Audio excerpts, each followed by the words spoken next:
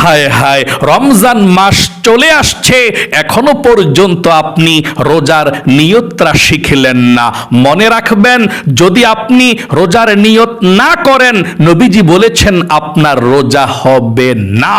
তাহলে অবশ্যই আপনাকে রোজার নিয়তটা শিখতে হবে, জানতে হবে কিভাবে রোজার নিয়ত করতে হয়।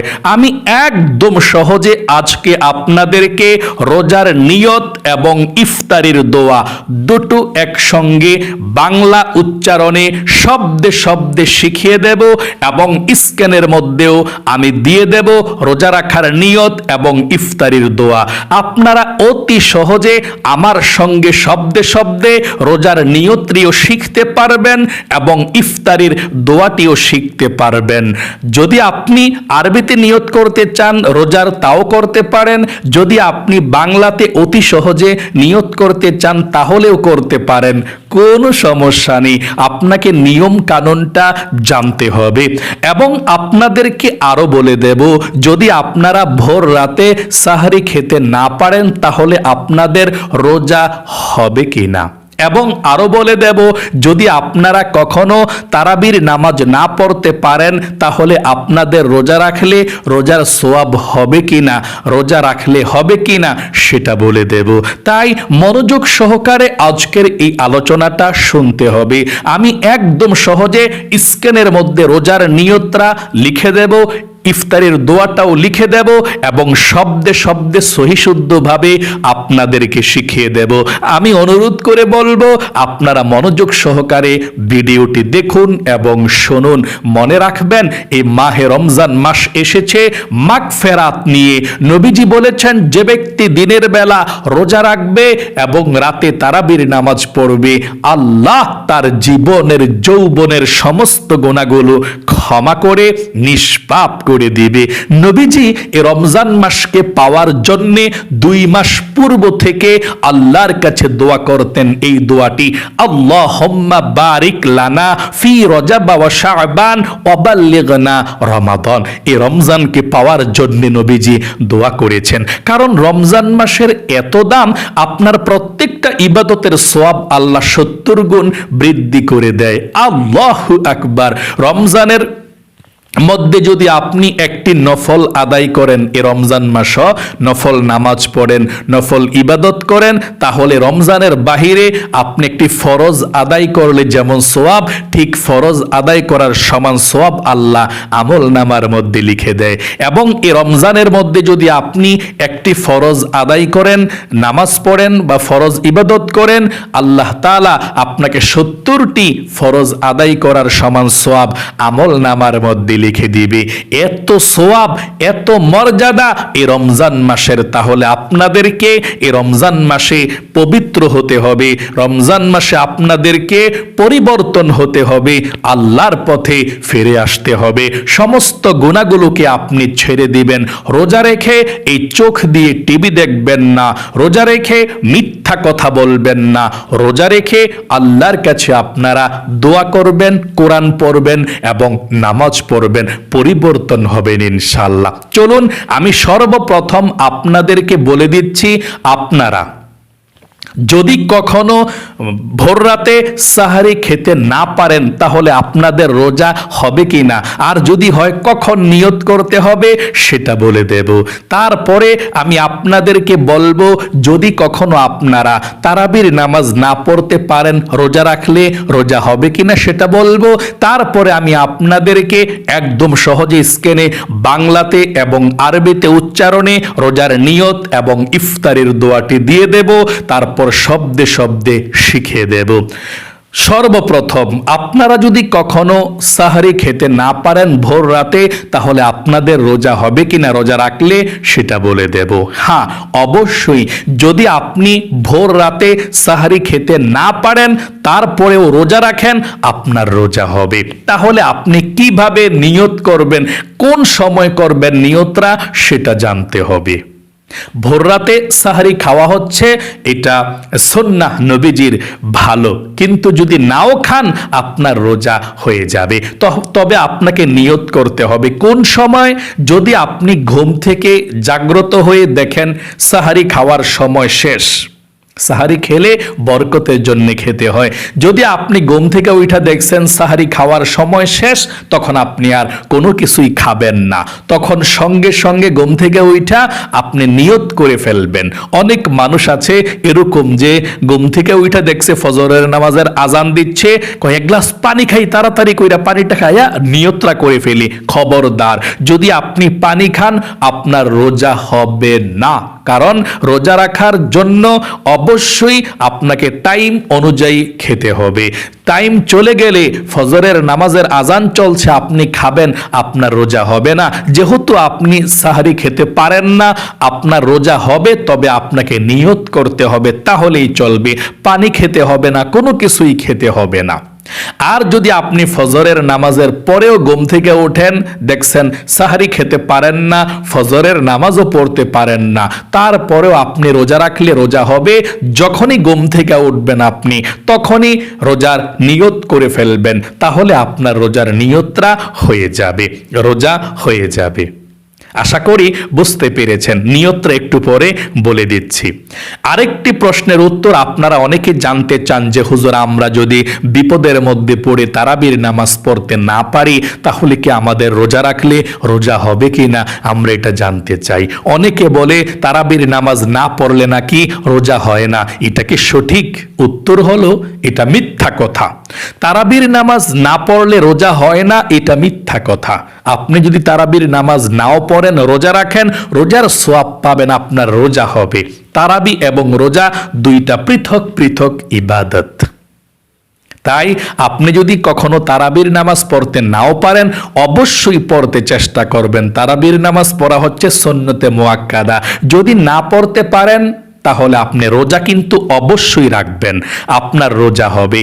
যেমন সাহারি না খেলেও, ভোর রাতে সাহারি না খেলেও রোজা হয়। আবার তারাবির নামাজ না পড়লেও রোজা রাখলে রোজা হবে, তবে তারাবির নামাজ না পড়লে আপনি গুনাহগার হয়ে যাবেন। নবীজি এই তারাবি নামাজকে সব সময় পড়তেন, প্রতিদিন রাত্রে, এটা সুন্নতে মুআক্কাদা। অবশ্যই আপনি তারাবির নামাজও পড়বেন, রোজাও রাখবেন। চলুন তাহলে এক্ষুনি আমি আপনাদেরকে বলে দিচ্ছি আপনারা কিভাবে রোজার নিয়ত করে রোজা রাখবেন। রোজার নিয়তটা কখন করতে হয় সেটা শুনুন। আপনি যদি এশার নামাজের পরে যখন তারাবির নামাজ পড়েন, তারাবির নামাজের পরে যদি আপনি নিয়ত করে ফেলেন রোজা রাখবেন, আপনার রোজা হয়ে যাবে। যদি ভোর রাত্রে নাও উঠতে পারেন আর নিয়ত করতে হবে না।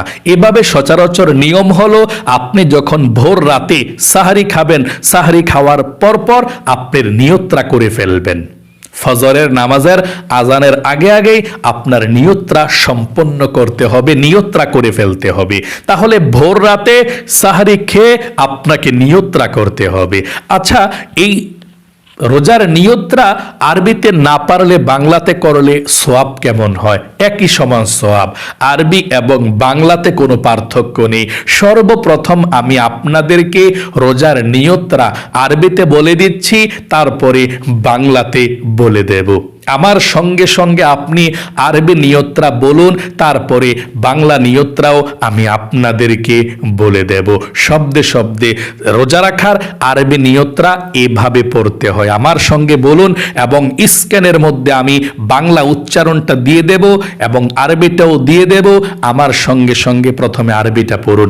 নাওয়াইতুয়ান আসুমা গদাম মিন শাহরি রমাদানাল মুবারাকি ফারদাল লাকা ইয়া আল্লাহু ফাতাকাব্বাল মিন্নি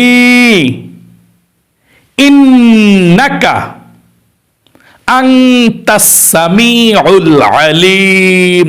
আবারও বলছি, আপনারা এভাবে রোজার নিয়তটা আরবিতে করবেন। বাংলাটাও বলে দেব, আরবিটা আবারও আমার সঙ্গে বলুন। নাওয়াইতুয়ান আসুমা গদাম মিন শাহরি রমাদানাল মুবারাকি ফারদাল লাকা ইয়া আল্লাহু ফাতাকাব্বাল মিন্নি ইন্নাকা আনতাস সামিউল আলিম। আশা করি আরবি নিয়তরা আমার সঙ্গে আপনারা পাঠ করতে পেরেছেন, শিখতে পেরেছেন। এখন বাংলা নিয়তরা আপনাদেরকে বলে দিচ্ছি।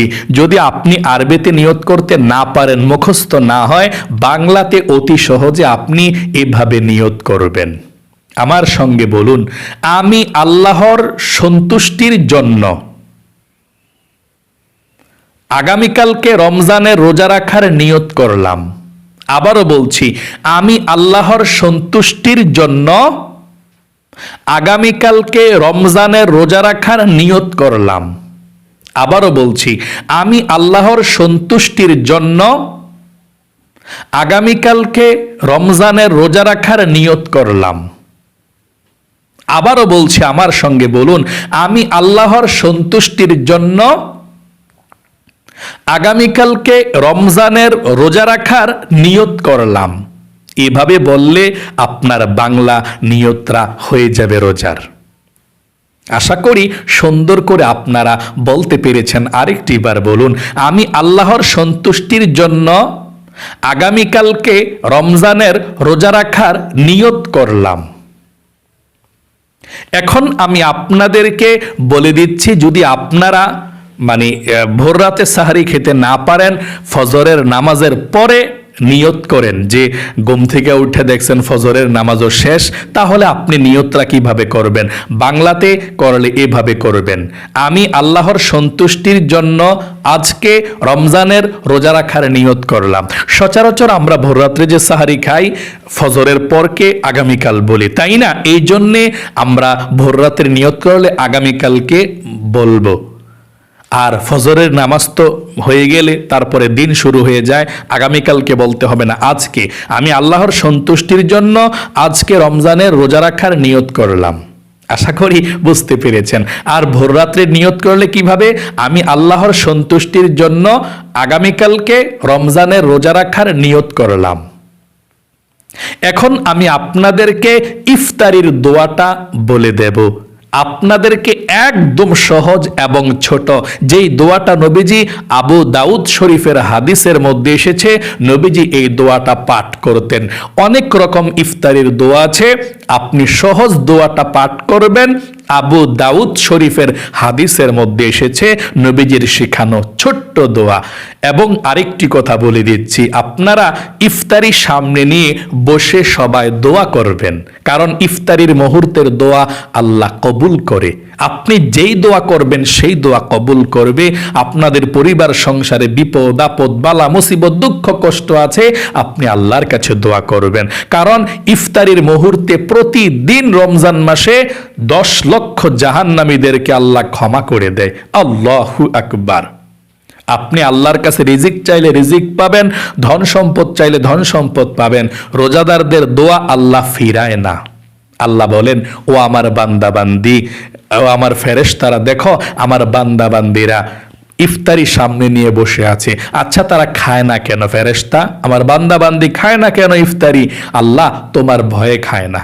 আল্লাহ বলেন, ও ফেরেশতারা, রমজানের সওয়াবটুকু কতটুকু হবে তোমরা লিখো না, কারণ যেই বান্দা বান্দি আমার ভয়ে খায় না, রোজা রেখেছে, কষ্ট করেছে, তাদেরকে আমি আমার নিজের হাতে রমজানের হাদিয়াটুকু সওয়াবটুকু দেব। আল্লাহু আকবার। এই জন্য আপনাদেরকে বলবো, রোজা রেখে ইফতারি সামনে নিয়ে দোয়া করবেন, বসে থাকবেন একটু আগে। তাহলে কিভাবে আপনি ইফতারিটা করবেন শুনুন। আপনি এই দোয়াটা পড়ে তারপর ইফতারিটা করবেন। দোয়াটা আমার সঙ্গে বলুন, আল্লাহুম্মা লাকা সুমতু ওয়া আলা রিজকিকা আফতারতু। আবারও বলুন, আল্লাহুম্মা লাকা সুমতু ওয়া আলা রিজকিকা আফতারতু। আবারও বলুন, আল্লাহুম্মা লাকা সুমতু ওয়া আলা রিজকিকা আফতারতু। যদি আপনি এই দোয়াটি না পারেন, তাহলে বিসমিল্লাহির রহমানির রহিম বলে খাওয়া শুরু করবেন, ইফতারি করবেন, তাহলেও চলবে। আশা করি একদম সহজে শিখতে পেরেছেন। আল্লাহ আপনাকে ভালো রাখুক, সুস্থ রাখুক, আপনার জীবনকে সুন্দর করে দিক। মাহে রমজানের বরকত, রহমত, মাগফিরাত, নাজাত আপনাকে আল্লাহ দান করুক। সুস্থ শরীরে যাতে রমজানের রোজাগুলো রাখতে পারেন, তারাবির নামাজ পড়তে পারেন, আল্লাহ কবুল করুক। সকলে কমেন্ট বক্সের মধ্যে লিখবেন আমিন এবং ভিডিওতে একটি লাইক দিবেন। যারা কমেন্ট বক্সের মধ্যে আমিন লিখে দোয়াতে অংশগ্রহণ করেছেন, ও আল্লাহ তাদেরকে জীবনে একবার হলেও মক্কা মদিনায় নাও, আমিন। আজ এ পর্যন্তই, আবারও অন্য কোনো ভিডিওতে দেখা হবে ইনশাআল্লাহ। আসসালামু আলাইকুম ওয়া রাহমাতুল্লাহি ওয়া বারাকাতুহু।